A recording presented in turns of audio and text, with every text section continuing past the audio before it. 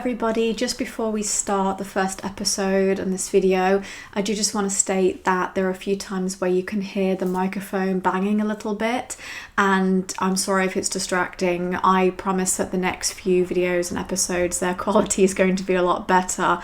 The microphone wasn't quite stable, so I think it was banging around a little bit, but I'm going to have a better overview and a little bit of a space where I can actually measure the quality. So please be patient, bear with, because it's going to be a lot better and I'm going to invest time into it. So please don't just watch one episode and be like, oh, the quality is not 100%, because it's going to get better. And I'm also going to try and upload 2 episodes at once so you can actually see the difference in quality. So thank you very much. Hello everybody, and welcome to the first episode of the Unapologetic Fire Sign podcast. And this is really exciting. I did an electional chart today for when this is going to be released, and the beautiful podcast is a Gemini sun, which is one of my favorites because it's the sister sign to Sagittarius.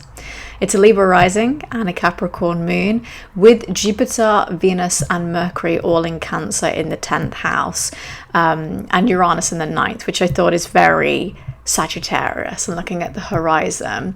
And I've chosen to call the podcast the Unapologetic Fire Sign podcast because I am unapologetically a fire sign. I'm a Sagittarius, Capricorn rising, Pisces moon, and I do have a very large Sagittarius stellium. So when I was coming up with ideas for this podcast, I wanted to call it In Retrograde, like a little play on words of in retrospect, but that's not grammatically correct. So I was thinking, and I was like, I'm unapologetically a Sagittarius, which is what people call Sagittarius. And I thought it was just kind of cute and fun. And this is not my first rodeo with podcasts. I had a podcast a couple of years ago, which is like an educational podcast.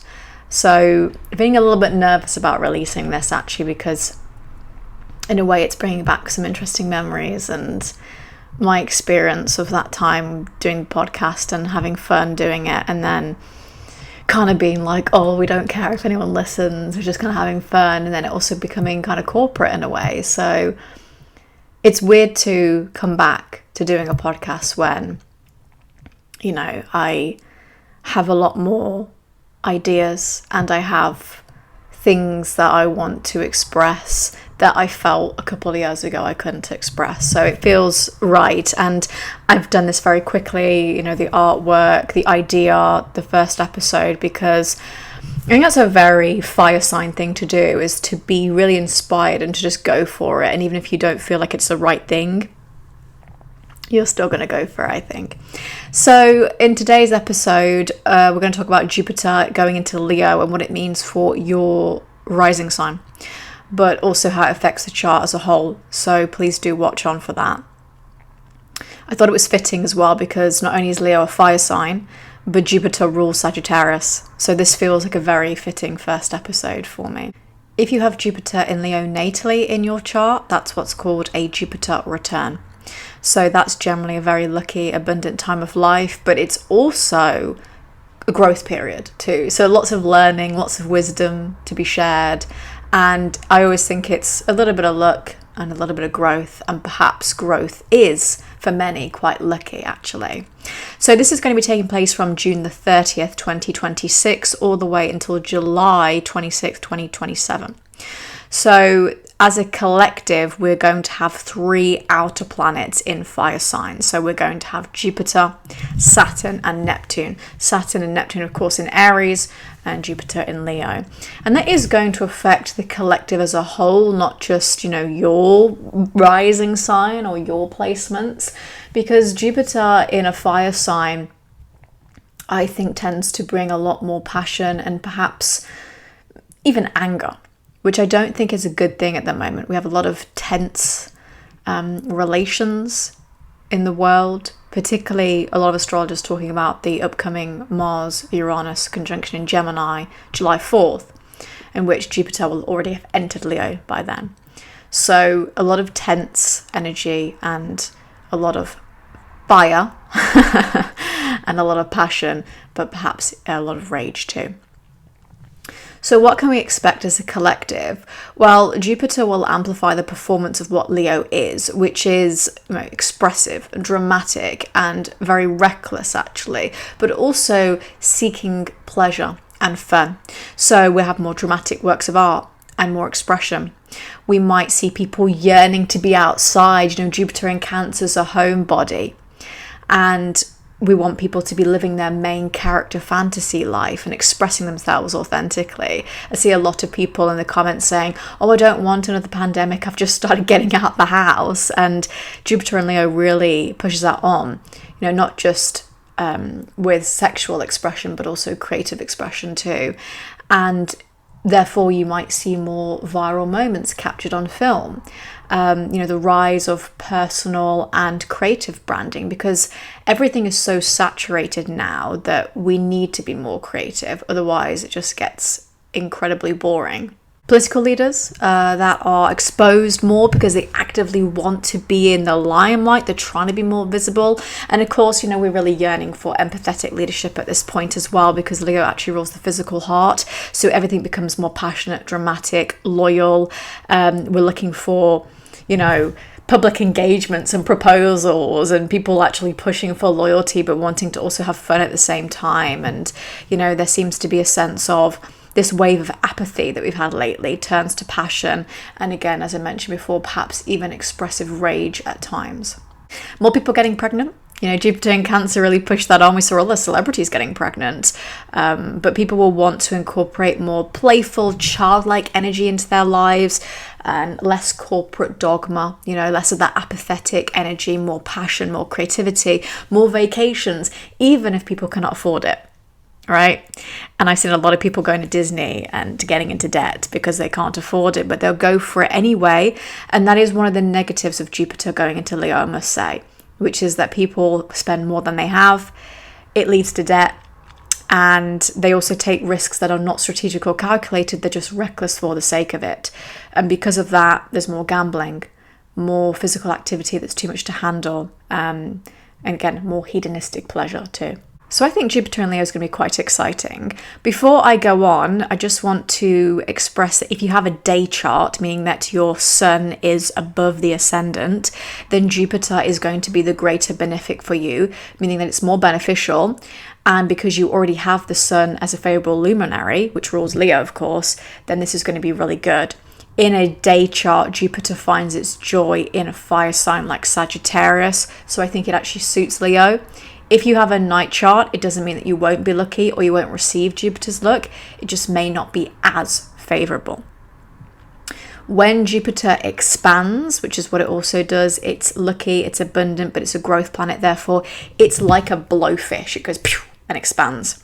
So therefore, it acts as a growth transit. So sometimes you can see breakups that occur for the best. I've seen this when Jupiter is over the natal north node or even conjunct the north node. I personally had a breakup that was initiated by myself when Jupiter was exactly conjunct 3 degrees of the transit north node in my 5th house of romance. So for me, that was obviously very devastating because it was sad, but I think it was for the benefit of myself. And Uranus was also in the 5th house too, so you have to look at what is working as a combination. But I saw that expanding an energy for me that was a little bit more focused on freedom and not necessarily focusing on commitment. I did a reading a couple of weeks ago for a really lovely woman that also had a very similar thing, and that Jupiter was transiting her natal north node, and it was exactly conjunct on the day she had a breakup. And she said, "This is the day we broke up. Can you have a look at it?" I said, "Yes." She says, "Is there anything in the chart?" I said, "Yeah, this particular one." And it was opposite. I can't exactly remember what it was opposite now, but there was at least 4 things going on. But Jupiter, because it is so larger than life, was really playing a big role in that. So let's get on to what this means for your rising sign. So if you are a Leo rising, then Jupiter is going to enter the 1st house. Now, this is one of those really lucky times in life because it just brings so much abundance and excitement. So the 1st house is the physical body. your appearance, your character and your vitality, your identity. And I think with Jupiter in Leo, that really gives that I'm a main character. Everyone is looking at me. I'm walking down the street being very Carrie Bradshaw. You know, it feels quite exciting. And I think you may want to take more risks during this transit. Now, some possible themes that may come up, and I say possible because for me, for example, I've just had Jupiter in Cancer in the 7th house, and I really had a lot of new clients, people I was working with, a lot more social, manifesting a lot more of the legal elements of the 7th house too. But when it came to romance, I didn't really get that, you know, commitment I was sort of excited for. And again, you think you have to be quite mindful that Jupiter is working for you, but sometimes it will block things that are not meant for you in that time of your life. So for example, the awkward thing was that Jupiter was in my 7th, but Uranus was in my 5th. So I was still really feeling quite avoidant or feeling like I wanted freedom in relationships. And even though my mind is sort of saying, yes, I want to do this, their nervous system is saying maybe not. So some things are going to manifest and other things may not. So you have to be mindful of that. So possible themes are having a real glow up in your looks, you know, getting your hair done, changing your appearance with your aesthetic, your clothing, really feeling like you're changing and becoming the person that you want to be. You might be starting a new project, you have increased energy and vitality, you know, you really feel like you're raring to go with that fire sign energy. More favorability and rank and social status, especially because Uranus is in the 11th house now for you, which is innovating, meeting new friends, networking partnerships, and also really trying to change up the goals that you have, your long-term goals and your strategy in life. I wouldn't worry too much about weight gain. You'll hear a lot of astrologers say, well, when Jupiter transits the 1st house, you can gain weight. Yes, that is true. But you will have the South Node move into Leo late July, which is, academically speaking, constrictive. So actually can help aid weight loss for a glow up rather than you just sitting around and binging. Again, Leo is more active, so we can see like the metabolism being more active here, whereas with Cancer, a bit more slow, lethargic, is not conducive for that energy. You might find that your presence is very bold, very expressive, very leadership oriented. When the South Node joins Jupiter in Leo in July, you'll want to shed those very outdated beliefs about yourself or anything that's creating a stagnant sort of still lake. You know, when you throw a rock into still water and you're like, oh God, don't go in there, right? So this is a good self-improvement transit. Doors become wide open for you to seize the opportunity and to build, you know, important moments for yourself. And I always say you must increase the surface area for luck to arrive. So it's very easy to say, well, Jupiter hasn't done anything for me. And then, you know, waiting for it to fall into your lap. And then you have to actually go outside and try to find opportunities for that luck to arrive. Always reminds me of that scene in The Incredibles where he's like, well, what are you waiting for? And he's like, I don't know, something amazing, I guess. And it's like, I'm just waiting for something to fall out the sky for me. And, you know, as an unapologetic fire sign, you know, in Sagittarius, which is ruled by Jupiter, I think you have to definitely go out there and try to find the luck and see how it can operate for you. And, you know, that doors opening and others closing reminds me of one of my favorite shows, which people were like, really, is Iron Fist, Marvel's Iron Fist. Like, that was so bad. And I'm like, no, you don't get it. Spiritually, you don't get it. I can love that show. And there's an episode, I think it's episode 5, or was it 6, where he's in this duels tournament and he's hearing the voice of his sensei, his master, who says, are you willing to close one door so another may open? Are you willing to kill Danny Rand so that the Iron Fist might live? And I freaking love that. I love that. And I also love Iron Fist so much because in the monologue, he's called a child of fire. And of course, this podcast is focused on me being a fire sign. And I've always felt I'm a child of fire. You know, my dad is an Aries, we're a fire sign. My sister is a Leo. She's like a triple Leo, actually. So really surrounded by a lot of fire. actually. And so I definitely resonated with the child of fire statement. And maybe you as a Leo rising may also feel that too. I just thought that was a fun little aside. Of course, there are some negative attributes that Jupiter can bring. You know, Jupiter is known as being abundant, but we must also look at the yin and yang of life and duality. And so this may bring inflated ego and self-importance, especially in Leo. This can be very self-centered, and I don't even call it attention seeking. Sometimes it can be affection seeking, and perhaps it's coming off in the wrong way. You know, doing too much because you think you're bulletproof, like Jupiter's in my first house, I can do anything I want, and it's like, slow down, beloved. I don't think so. It's coming across as arrogant. You could overeat, overspend. You're not taking personal criticism well because you think you know best, and so Jupiter is a teacher, so you've got to listen to its wisdom here.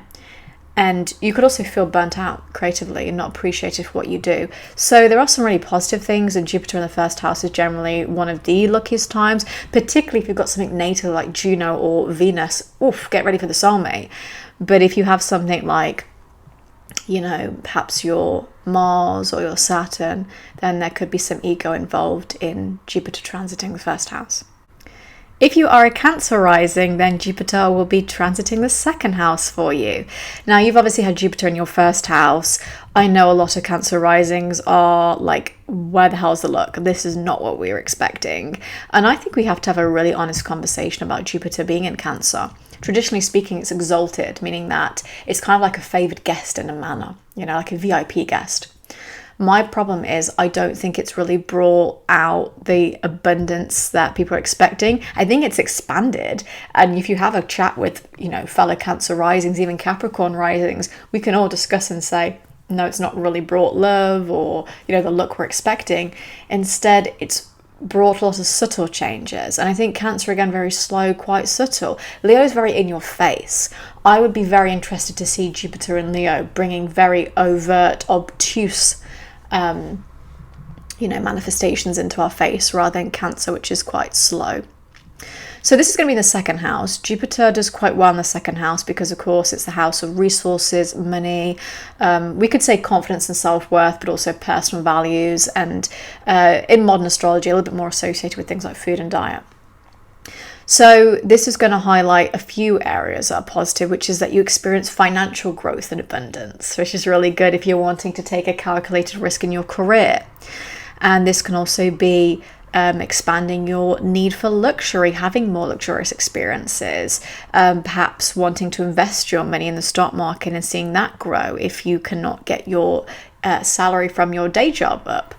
But also you want to remember that you're practicing moderation here, because again, Jupiter in Leo is going to be very exuberant, and it's going to expand spending money too, not just making it, spending it. And so that's the temptations, like I really want that Gucci handbag, and it's like, do you need that though? Do you need that Ford Bronco? Probably not, right? So you may want to spend on things that you don't need, or you're going out every day for a matcha and a coffee, and then you'll get a piece of cake there, and then you're like, oh, I've just spent $20. 15 euros down the tank, right? So it's really important to be mindful here, but it is generally a nice experience for you if you have something like Venus or Jupiter natally in Cancer. But personally, it's always going to be a bit of a dicey one, because it can be, yeah, you're making money, but you're also spending money at the same time. This can also really expand your confidence and your self-worth, really filling your oats. So you might be likely to receive some recognition, or, your self-concept goes up dramatically, which can help with manifestation, because when we're feeling good, then we're manifesting good things into our life. You could be asking for a raise because you feel confident enough in your own abilities. I don't need the luck, I've got the skill. Increasing your rates if you work with clients, for example. And also feeling very prideful in your work, not feeling apathetic, feeling like what I do is a good thing. And if you don't feel like that right now, Jupiter in the second house can help you with that. I think your priorities shift a little bit more as well towards joy, maybe making work through creative pursuits, and that's more fulfilling for you personally, more authentic. Again, going back to pride, Leo is very associated with pride. So having a lot of pride in yourself and your appearance and how you are coming across, taking courses for self-development, doing new hobbies that you enjoy. And if you do buy a luxury item or something a bit more expensive for yourself, that it reflects your worth and not just I'm doing it recklessly because why not, right? Also, your words can be very expanded here. What you say, when you say I value something, and I always quote Justin Bieber on here when he's like, I'm standing on business. When you're standing on business and you're manifesting your life, it's a good time to negotiate. Therefore, Jupiter in the second house is quite good for negotiating a pay rise or a salary increase, particularly in an interview or in your current job if you're wanting to get a promotion or more favor with an authority figure like a boss or a line manager. The negatives are sort of what I've already mentioned, which is the overindulgence and the overspending, but also you might feel egoic when the confidence is raised. So it's like a fine line. Being confident and being arrogant are two different things. And you could also become very combative or defensive, one might say, when it comes to protecting your honor and protecting what you value. So it's really good to employ critical thinking with these kinds of transits as well. But normally this is very charismatic, inspiring type of transit for you. If you are a Gemini rising, then Jupiter will be transiting your third house. Now, I've really talked about how I find this to be quite a lucky placement because Gemini has its associations with the third house and Mercury. So a Jupiter transit through the third house is going to expand communication, projects that you're working on, some exciting projects. Your sort of day-to-day routine could change a little bit. It also will expand your local community, so speaking to more neighbors, doing things with confidence and creativity, maybe interacting with siblings a little bit more. Some of you could maybe even, if you're at a certain age, have parents that are having another child and then you gain a sibling. Traditional astrology would view this as a time when you're really taking center stage because your ideas are flowing and expanding. And again, Jupiter's really focused on wisdom. So when we have that association with the third house of the mind, we are bringing a lot of intelligence to the story here. We're expanding our mind through courses, self-development, reading books, listening to podcasts like this, and maybe even changing your thought process when you speak to others and you work on projects that maybe you wouldn't normally. The one thing to note about the third house is it's a cadent house, meaning it's a time of learning new ideas, and Jupiter is associated with higher education. So because of that, we're really going to be looking at, again, qualifications, new courses, maybe even taking on a degree. And because it's represented by that expansion, it's kind of like a child who's learning a language for the first time. Their mind is like a sponge. They always say that children should learn a language before age 7, I think it is, because they can just, they can really take in everything. And then I think they say past 7 is like when consciousness really starts to develop and they start to manifest a bit more. But I always say it's really good to get the kids being bilingual early on, learning everything. And when the kid is running around and you're like, stop running around, or, and you can say, no, 9, nay, it's not happening, right? And then the kid can kind of soak it in. And I've always been very envious of kids that are bilingual early on because they just can have such an easier time, like especially in England where I'm from, because we're so arrogant. We're like, we don't really need to learn other languages. And then you get to like age 20 trying to learn German or Dutch or Spanish and you're like, this is really not very easy. So this is a good time to expand the mind and to really learn things. Again, broaden the horizon of thought and, try to better yourself through that. Because Leo is very dramatic and very focused on boldness, this also makes your words very bold. You can express your truth more authentically, but it's also highly opinionated and again can be quite defensive. So there's certain elements of the expansion of the third house that can be negative too. I think this is a very favorable time for public speaking, having lots of interviews, teaching something, maybe working in performing arts or acting, for example, because you're more eager to have a conversation, to share your opinions, and also to be naturally persuasive. So this is always a good time for salespeople or marketing, particularly because the third house has domain over things like marketing and branding. So you might see expansions in a brand that you work for, your own personal brand, you know, marketing yourself if you've freshly come out of university or you're trying to get a new job. And, you know, this could also be really good for traveling, you know, short journeys, city breaks particularly, not necessarily long distance traveling that's like anything more than 10 hours on a plane, but certainly something that's like 1-2 hours away, a road trip, a little city break near you, maybe even wanting to spend more time around museums and art galleries and soaking in photography and more of those artistic pursuits. That could be very exciting for you. Some of the negatives of the third house is that you can become very fixed on what you're saying, somewhat militant. So if someone's having an opinion, you're like, no, I'm right, I'm going to stand on business here, and it just becomes a little bit too militant, too fixed. You could also have very scattered focus as well, because in Leo, in a fire sign, fire spreads very easily. So it's like, I've got so many projects here, here, and here, and actually you need to be able to channel that in the right way. So you have to be mindful that you are not, you know, taking on too much at this point, particularly because it's a very active mental house. Prideful communication as well, you know, as I kind of just talked about being militant, talking with too much arrogance or saying, I know that I'm better than you, when Jupiter's actually trying to teach us that's not the case, right? You could also be exaggerating your words, embellishing stories that come back to bite you a little bit. So it's like, oh yeah, exactly, I did so and so. And then it's like, where's the evidence of that? And you're like, well, I might have embellished a little bit. And it's like, embellished? You just told a straight lie. It's like, I embellish stories a lot. I really do.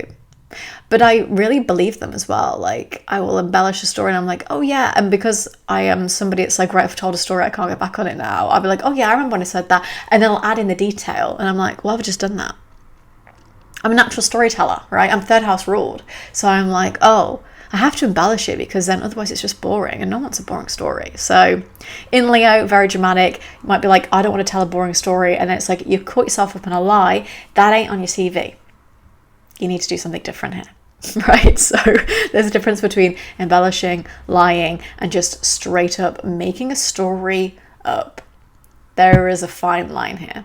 There is also potential to have a few arguments with siblings, particularly when pride and ego gets in the way, maybe even colleagues, neighbours, and you feel you need to assert a level of authority on them, and then it becomes very unnecessary dispute, you know.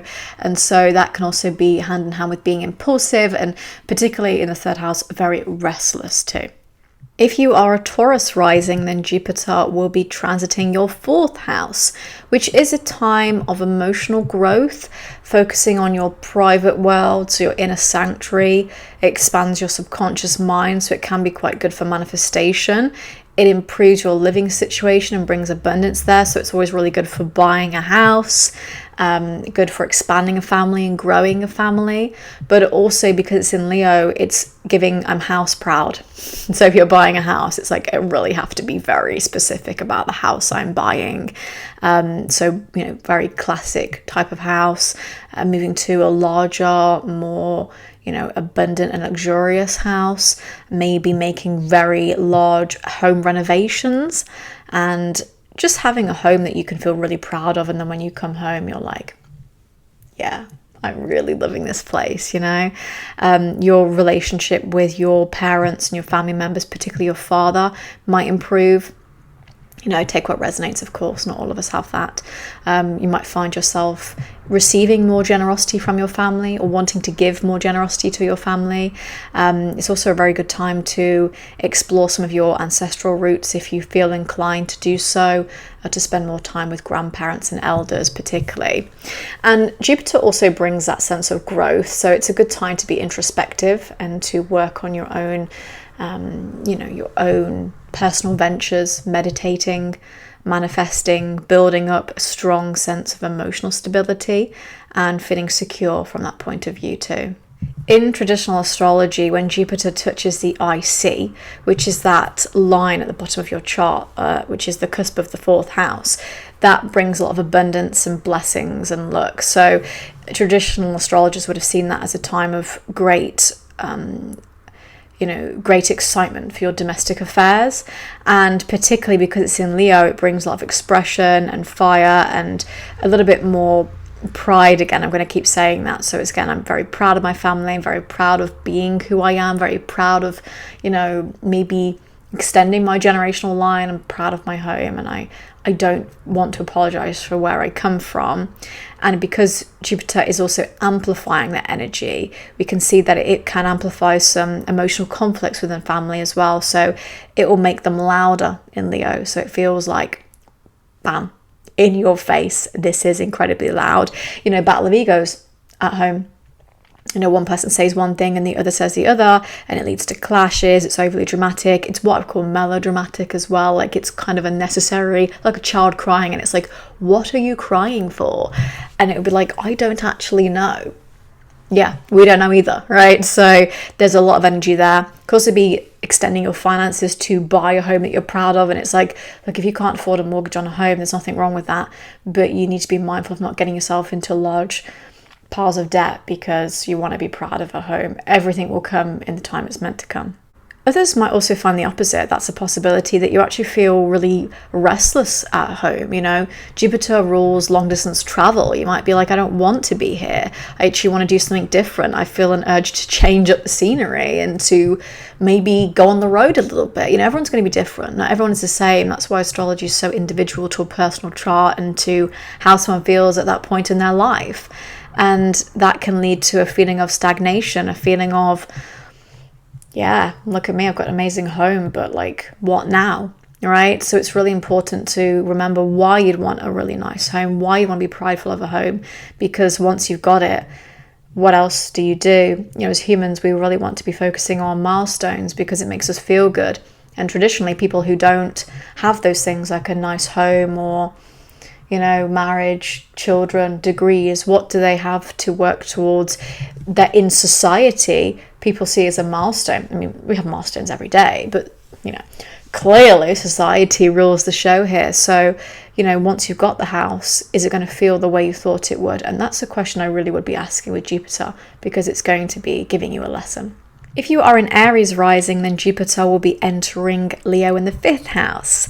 So 2 fire signs here together, which is really lovely. And, I think this is probably one of the most exciting transits. So Jupiter in the 5th house is incredibly auspicious because it's already a house that is not only succedent, meaning that it brings a certain level of joy, but it's already focused on creativity, fertility, joy, leisure and play. So of course the 5th house is associated with Leo, so that's why we like it so much. It's traditionally the house of good fortune, which is why Venus rejoices in the 5th house, and it really brings a real sense of pleasure here. So some possible manifestations are creative projects, becoming more of an artiste, acting, dancing, performing, being very dramatic, expressing a unique sense of fashion and style. This is also a time, again, it can never be guaranteed, so please don't take my words as a guarantee, but it's a time of high fertility and blossoming. So this is good for having children and starting a family. It's really good for launching a business and to put yourself in the spotlight a little bit more. Of course, it's bringing romantic abundance. So this is going to usher a new romance or deepen a romance you've already got. It can also inject a bit more play into a romance that's become quite stagnant. If you want to do some more fun things in the bedroom, exactly. And it encourages you to have fun, go on dates more, risk a little bit. Of course, that's always going to be a negative, that it becomes too hedonistic, too much risk. Wink, wink, be careful. Protection, that kind of thing. But it's also very fortuitous for adapting your life to things that are exciting, taking more holidays. Again, I mentioned at the start that Jupiter and Leo will already be people wanting to take more vacations, and you have to remember, can you afford it? We don't want to be stretching ourselves too thin here. So I think this can bring overconfidence and recklessness, gambling, doing things that's like, I'm going to go to Las Vegas and my friend's in the trunk of the car. It's the start of a story. I don't know why I've done this, like an episode out of Euphoria or something like that. So you always want to be taking calculated risks, but they are fun and creative and really listening to your fire sign self, Aries, and saying, right, how is this going to enhance my relationship? If I'm going to have children, how it's going to enhance my life? Everything has to be about an enhancement, particularly with Jupiter. For those of you who already have children, one negative is that you don't have much control over your child. They can be very unruly.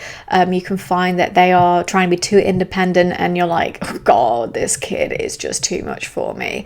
So you really want to make sure that you're employing discipline during this time as well, particularly because as an Aries rising, you're going to have Saturn in your first house. So it's already trying to get you to be disciplined. You want to overextend that discipline to others in your life too. If you are a Pisces rising, then Jupiter will be entering your 6th house. Now, this is an interesting one because the 6th house is a cadent house, meaning that it doesn't see the ascendant. So because of that, it's a little bit more hidden, and it's not necessarily a house that is particularly positive. And again, this is not to depress you or bum you out. It's really just me being honest. And that's someone who's got Jupiter going into the 8th. And I ain't looking forward to that, I'll tell you that. So this is really the house of drudgery. It's kind of like my daily routines, labor, trades and services. So it can be good for starting your own business and working with others, particularly co-workers, but it has also got domain over physical health. And basically imagine the house being physical chains and things that kind of like tie you down, which is why the 6th house is often associated with acquiring a pet, because if you bought a dog, wonderful, but it is going to tie you down. You can't do what you used to do because it's kind of put a physical chain on you in a way, or maybe even a metaphorical chain on you. So this can bring expansion of labor and servitude. So you have to take on more responsibility. You have to find more purpose in your day-to-day life. Sweeping the floor and making the bed is getting back to basics. But what is really going to bring you joy? Again, remember, Jupiter's in Leo. So we're focusing on how can the daily routine be enhanced? How can we romanticize life? And, Jupiter's really expanding what it touches here. So you don't want to have too much work. You don't want to overextend yourself, creatively burn yourself out, or, make sure that your nervous system is all over the shop, right? We want cortisol levels to be balanced and not high. So your health might be changed here. So you could also find that you have some healing from a chronic condition. You could be spending more time on your wellness journey and saying, actually, I do need to focus on that. You could particularly be looking at new interesting medical treatments, maybe even a little bit more alternative, finding holistic approaches. But you're also going to be trying to manage stress here too, in that fire sign energy. Inflammation, high blood pressure, that kind of thing needs to be managed. Not me diagnosing anybody, of course, but I'm just saying from what I've seen in charts before, this is definitely a possibility. Again, Jupiter in the 6th house can be really good for starting your own business or expanding your business particularly. Again, it's actually the house of trades and services. So imagine that like here's a couple of beans for that livestock, and it's the same of having a business. So Jupiter can bring a lot of abundance to that actually. And what I will say with this cadent energy is that it will not be overt smack bang in your forehead, the face, that you are going to have Jupiter bringing positivity. It sort of comes around a little bit and you go, oh, I see how it's given me a look. I understand what's been happening here. So it will feel like it's not doing anything immediately until it starts to filter in and small pockets of look really come in. You could have workplace arrogance of being like, oh, I'm better than everyone else. The ego is very high. You can take pride in your work here though, which is really good. But you might overcommit yourself and overwork because, there's that sense of, I really need to be doing this. And, you've got Saturn in your 2nd house at the moment, Pisces. So with that, it's a focus on trying to get you to be more disciplined with your finances. So you might be like, I'm trying to do overtime so I can make more money, but actually it's all about balance. How can we start to think more creatively about how we make money and creatively about how we romanticize our daily routine? And we can always employ small things even if it feels insurmountable at times. In traditional astrology, there's always a little bit of a mix of, is Jupiter ineffectual in certain houses like the 6th or the 8th? And I don't think there is anything that fully says that Jupiter loses its, status as a benefic. Instead, it can act as a guardian angel or support. So say if you were ill, then you might heal quickly, or you might find support from others during that time, so you never felt alone. If you had an unfavorable toxic work condition, then that would sort itself out quickly because of an external event, right?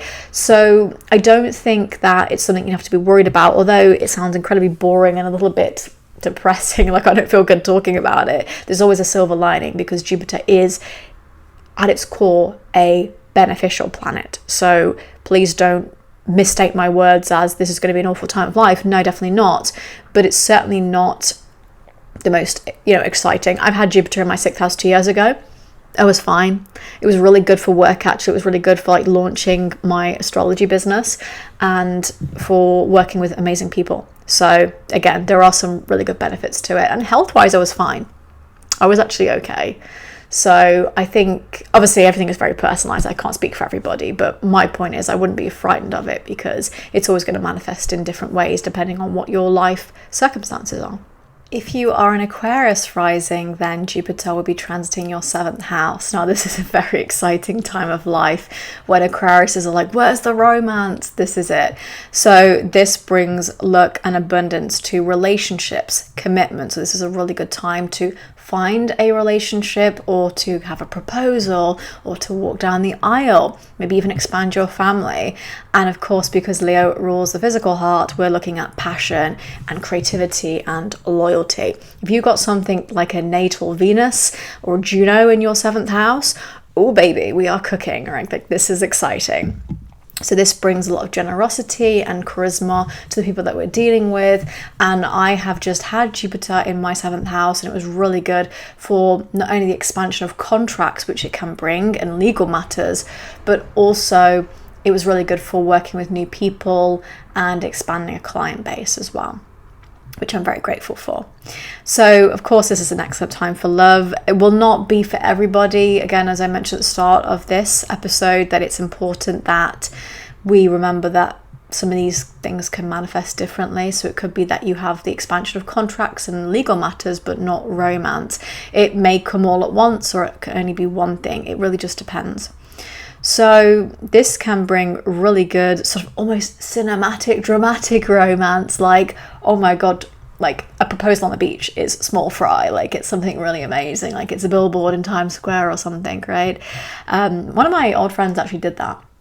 He proposed to his now wife in New York with a billboard, which is really cool. And it was like a whole elaborate thing, like very, very creative. And he's an Aquarius as well, as you should add. So I was like, okay, interesting. If you are unmarried, then you may meet someone significant, but it's not a promise. It just generally brings more luck. Again, you have to increase your surface level for luck to arrive. So get yourself out there, meet people. There's many people that got Jupiter in their 7th and they didn't find anyone because they weren't looking, right? They're focusing on other things. So it depends, what you are focusing on. You can have a really great business partnership, or someone that really helps you through life here. You can collaborate. You could work with a brand. You could, work with another company, depending on what your career is, of course. You could establish yourself a little bit more. And of course, the 7th house is the house of open enemies. So it's always really good to try to be favorable and charismatic to get people on your side. It's quite good for, seeking respect from others as well, being like, I am here, got high values, and, trying to balance everything quite well. The sort of pitfall here is that you're overcommitting to pleasing others. You are trying to do too much, or you are signing contracts that you've not read properly, right? So it's really important to look at the details, that you're not having, again, that Leo prideful ego arrogance. I don't know why I said that so negatively. I don't mean it like that, but I was like, oh my God, in that 7th house, because it can be, very optimistic, but then that can also be, I'm trying to be passionate, and then that passion leads me to say things I don't actually mean.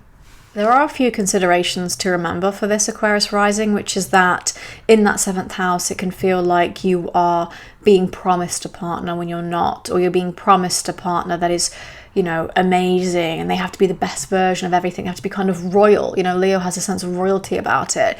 And actually, people are normal, right? People have flaws, they have ego, they have struggles, they have interpersonal problems. Like, there are so many things that happen where we can't expect a person to be amazing, and we can't be promised a fantastic, royal wedding either. We just have to see people as they are, because of course, with the 7th house and with Leo, it can be a little bit righteous in the way that it comes across. Now, one of the things that you do need to consider is that in late July, the South Node is going to move into Leo and the North Node will move into Aquarius.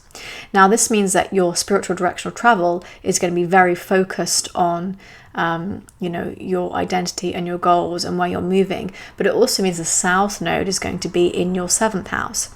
Now, the South Node will force you to release a past life habit or a karma. It's always very confusing because the South Node in a way constricts and Jupiter amplifies. The North Node is more of an amplification. But when the South Node enters Leo, it's going to be at like 29 degrees and Jupiter will be already at about sort of 4 or 5. So around there, ballpark off the top of my head. So they're not going to be close enough to be interacting, but it's going to add shades of confusion to the 7th house. So, shedding the people-pleasing tendencies, shedding the over-dramatization of a person in your life, a relationship, wanting a healthy relationship that doesn't feel like you're fighting all the time. And you don't necessarily want to be depressed over the fact that, I've got Jupiter in my 7th, but now I've got the South Node, I'll never get any luck. It's not really like that. It's more about trying to deal with unrealistic expectations in love. Again, it's not going to be a royal wedding. Not for everyone anyway. So you have to avoid thinking about, my relationship needs to be overly romanticized, or falling for an ex and being like, I love the way he used to be. He used to be really sweet to me at times. But it's like, yeah, you could appreciate the positive aspects in a relationship, but I bet a lot of that time was really awful. And if you really stood back objectively, or someone in your life said, that was objectively awful, then you would probably see that. And I think the South Node, coupled with Jupiter, really tries to bring that element of growth and wisdom to your life. If you are a Capricorn rising like myself, then Jupiter is going to enter the 8th house. Oy vey. I don't know how I feel about this, because the last time Jupiter was in the 8th house, for me, it was probably the worst year of my life. It was horrifically tragic. Now, this is not to scare you or for you to be like, oh my God, but the 8th house is about shared resources, transformation, the occult, which means that which is hidden, but also inheritances, like the money that you share with others, deep psychological alchemy, death and rebirth, sudden changes in a way.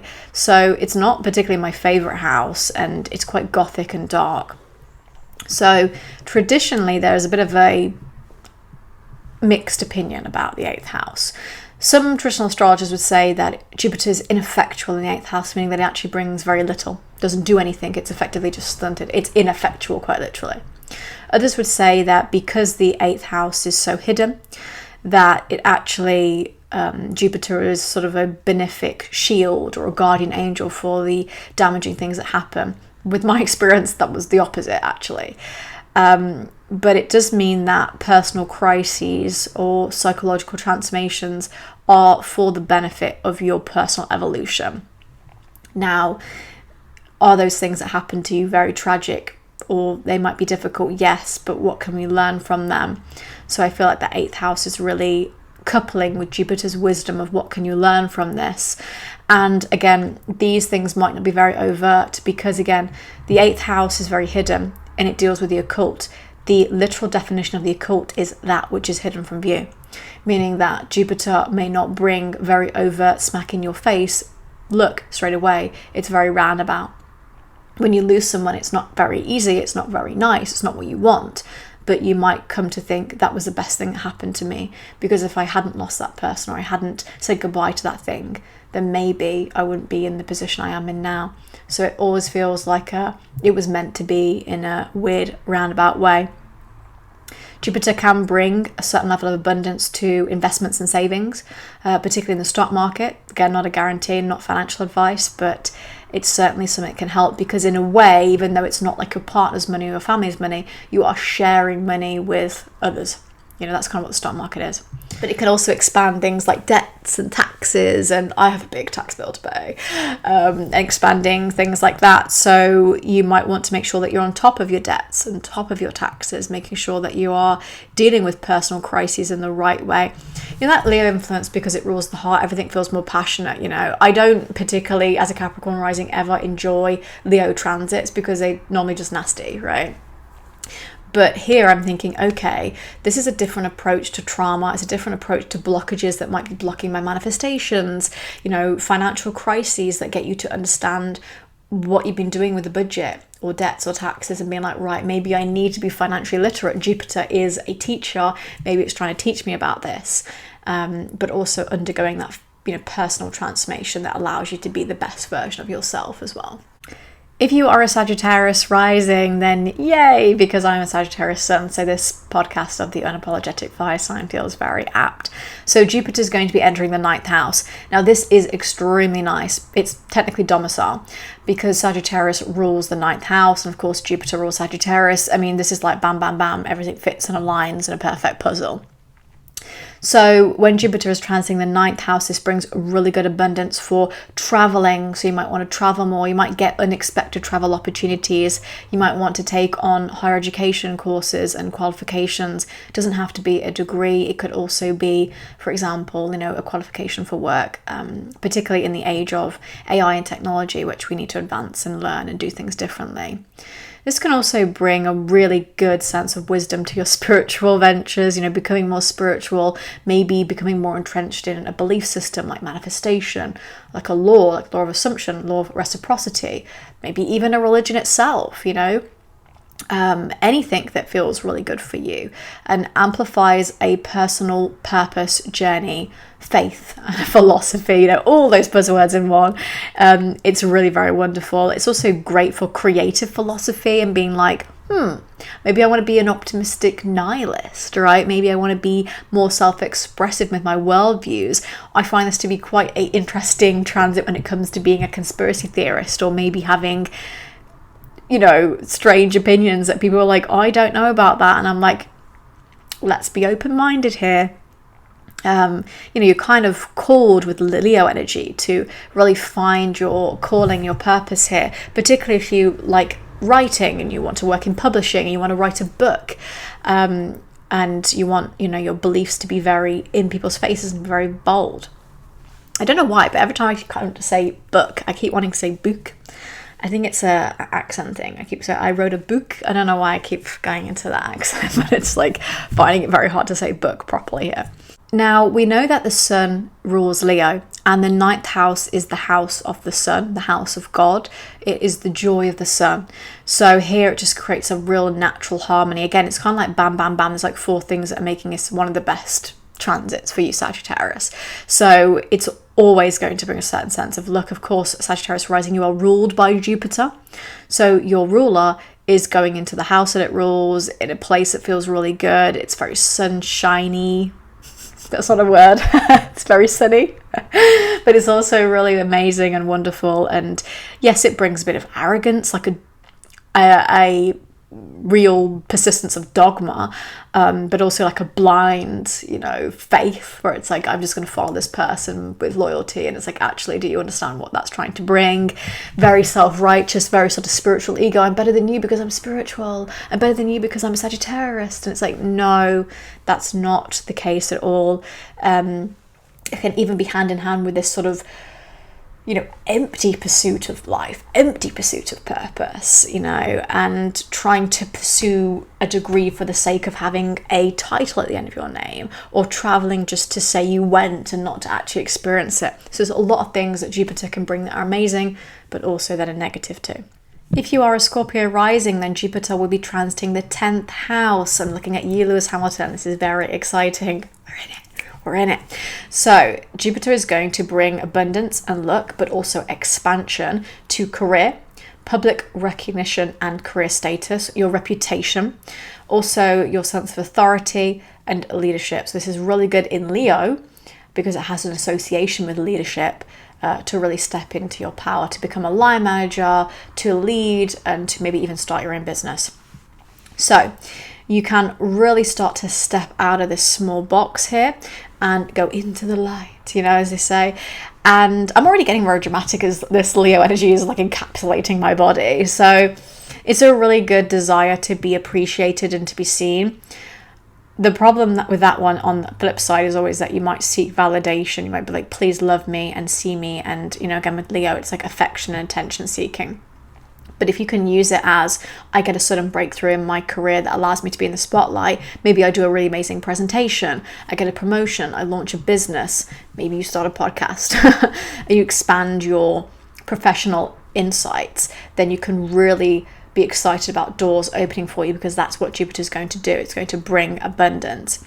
Now, you are also going to have an energy of commanding more authority and respect for yourself and saying, listen here, I've got a sense of royalty about me. People become drawn to you because you have a natural sense of charisma, and your path feels like it's aligned in a way. It's very creative. And the one thing, Scorpio, is that you have to remember this career is going to be something you're proud of, what you're passionate for. It's okay if you don't feel that way, but how can you start making small changes that you do take pride in your work, you do feel passionate about it?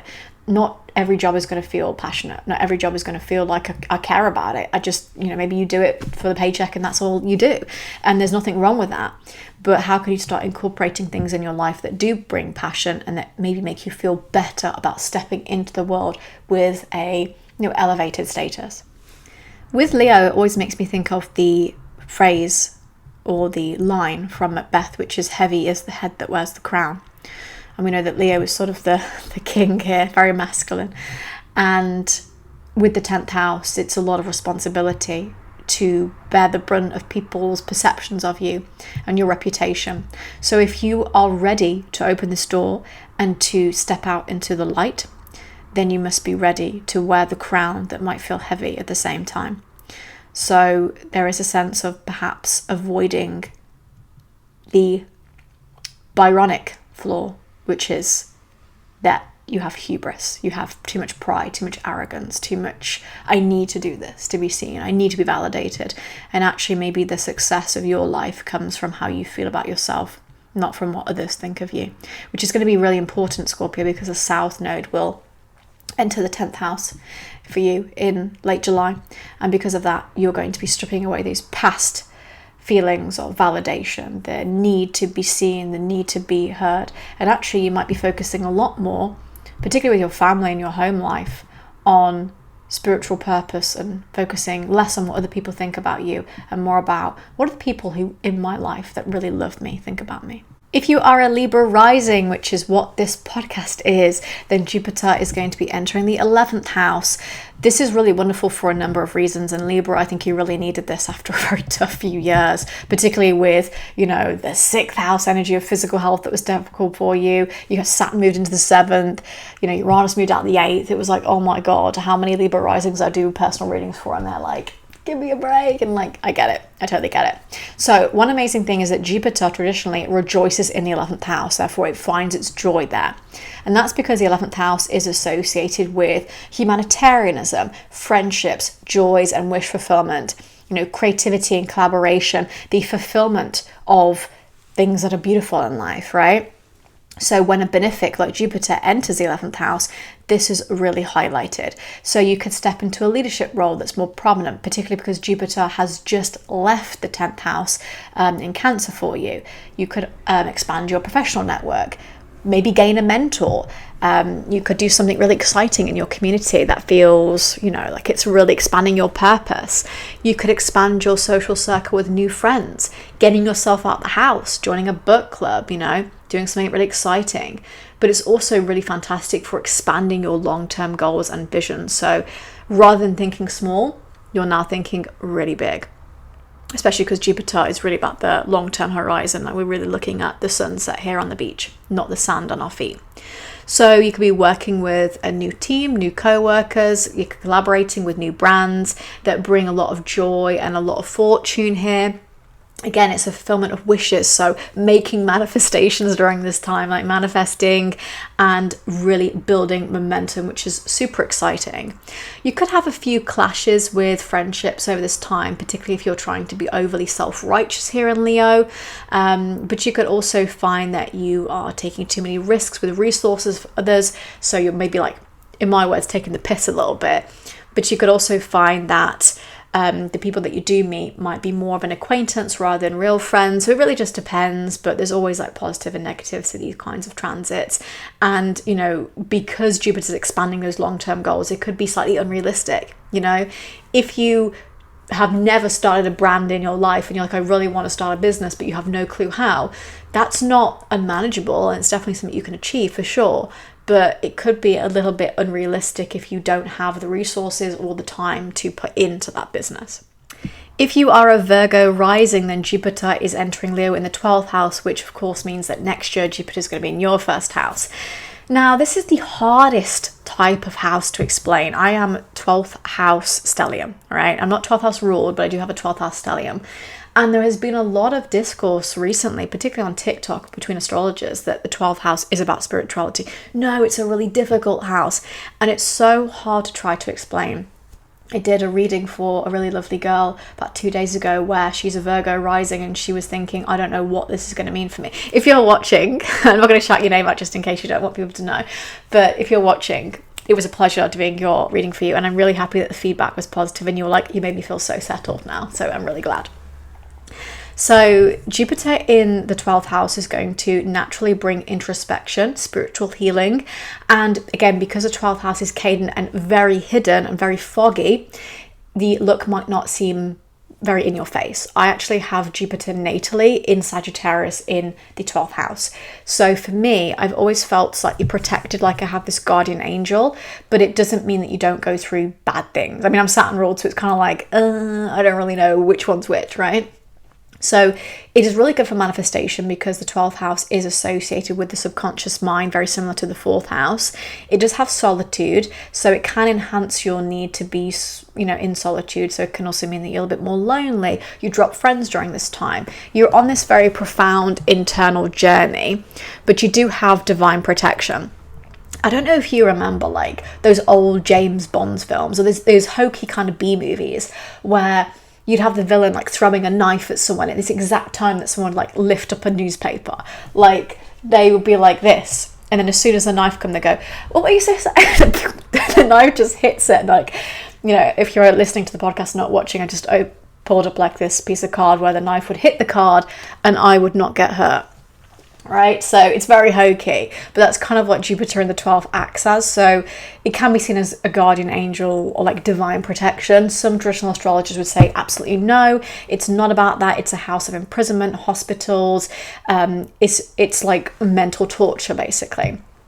I think it does bring a certain level of darkness to your life for sure. I'm not going to discount that as a 12th house stellium. It's one of the things I really dislike about my chart actually, and find it to be just middling really. It does have strategic advantage, but you know, but I don't enjoy it particularly.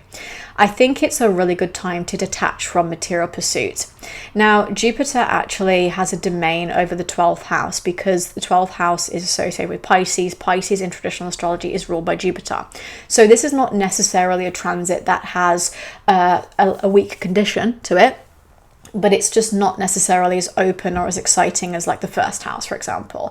I think when Jupiter goes into the 12th house, it gets you mentally prepared for when Jupiter enters the first, and you can really go after your goals and you can really push yourself, very similar to Saturn being in the 12th and going into the first, because you're kind of like, I'm resilient and I'm ready for this. So this does bring hidden abundance, particularly in the form of peace, releasing old outdated patterns, shedding karmic connections, you know, those toxic relationships where you're like, thank God he left because he was a weirdo and why did you need him, right? Or her, whatever resonates, right? And so when you retreat from the world, Jupiter is bringing you a sense of wisdom. Now, when you're a Virgo rising, your chart ruler is Mercury. So that is giving you the mental discipline needed to use this transit as a spiritual guru transit rather than I'm just walking the streets with no purpose. Very similar to Jupiter going into the 12th for a Saturn ruled person. That discipline is really needed. Otherwise, you just don't know where you're going, right? Like, for example, a Cancer rising with Jupiter in the 12th, it feels like you don't really know what's going on. It's very foggy, very sort of dreamlike. So this does feel like the ending of a cycle for you and a need for introspection. You know, if I was pulling a tarot card, it would be like the Hermit. So that is what can happen. Now, negatively, Jupiter can bring hidden enemies and people that have it out for you, like an evil eye. You know, wear an evil eye on your bracelet, on a necklace or whatever if you need to, if it makes you feel better. You could also find that there are some karmic losses here and you do struggle a little bit more with your mental health. You really have to look at what's natally in your 12th house. If you've got something like Saturn or the moon, okay, Jupiter's going to blow that up, right? So that's going to be an expansion. So for the reading I just did recently for the Virgo rising lady, she had the moon, sun, Mercury in the 12th house, and Jupiter's going to expand all of that. So it's going to be very emotional. And she's also got the added bonus of having a eclipse smack bang on top of the moon when Jupiter's going to be there as well. So it really feels like, oh my God, my emotions are going to be very heightened. If you've ever watched Vampire Diaries, when they turn into vampires, they become very heightened. So it really forces you to shift away from material ambitions and to something a bit more spiritual, and your emotions can at times be heightened if you have something like another luminary in there, the sun or the moon. It's a really hard one to try to describe, but I don't think it's the worst thing in the world, but it's also not something that is helpful in my opinion either. It's just kind of is. I would say it's kind of neutral. It's not positive, but it's also not negative. It's not ineffectual. It just is. Like I said, I have a Capricorn rising with Jupiter in the 8th. I'm kind of in the same boat here. So you really have to check in your natal chart. If you've got nothing in the 12th, you might find it to be fine. Right? I had it having in the 8th. So I'm like, okay, might it be okay? But if you've got a big stellium in Leo in your 12th house, you might be like, oh, damn. That might be an interesting one to investigate. So that brings us to a close for Jupiter in Leo and what it means for your rising sign, and also the first episode of the Unapologetic Fire Sign podcast, which is really exciting. I always feel awkward about the podcasting because you always hear people like David Goggins who's like, get off the podcast, you know, like live your life. And I've always been very sort of like, who's going to listen? Who cares? And when I did my first podcast years ago, which I really just did for the person I was doing it with because I kind of just wanted to make him happy. Like, my opinion is that I have a lot to share, a lot of wisdom, and I have been doing tarot and astrology for many, many years now. I actually have been into astrology since I was a child. I remember when I was like 5, I had a Sagittarius coin purse. And the funny thing was, I remember being like 8, 9 years old. Very strange thing for a boy to say to an 8-year-old, but that's life. I was at primary school and he looked at me and went, are you a virgin? I went, no, I'm a Sagittarius. Because I thought he meant Virgo. But also, why would you be asking me that at 8? Freak, right? But I thought I was iconic. I was like, that's an iconic line. And he laughed and walked away. And I thought, I don't know what you're laughing at. What's so funny? And then when I told my dad, he was like, oh, yeah, that's not what it means. And I was like, oh, I've been scandalized. So I have been into spirituality, into astrology, into tarot, divination for many, many years. And this podcast is going to not only cover astrology, but also spirituality. It's going to cover, you know, just generally how we feel about life, strategy, how we can use these ancient practices for strategic advantage. So I'm really excited. I'm going to try to be consistent with it. And I would really appreciate any support, you know, to subscribe, to leave a review, to comment, because I don't make any money from this and I have a full-time job. So this is kind of like, it takes a long time to research and do it. So I always appreciate the support, but I just do it because it's fun and I like spreading a message. And it's like the street cat, right? You're playing to the street cat. If you have one person that really enjoys it and it helps them, then I will continue to do it because that's really fulfilling my purpose of helping people and spreading the spiritual word. Thank you very much for watching and listening, and I will see you in the next episode, in the next video. Bye.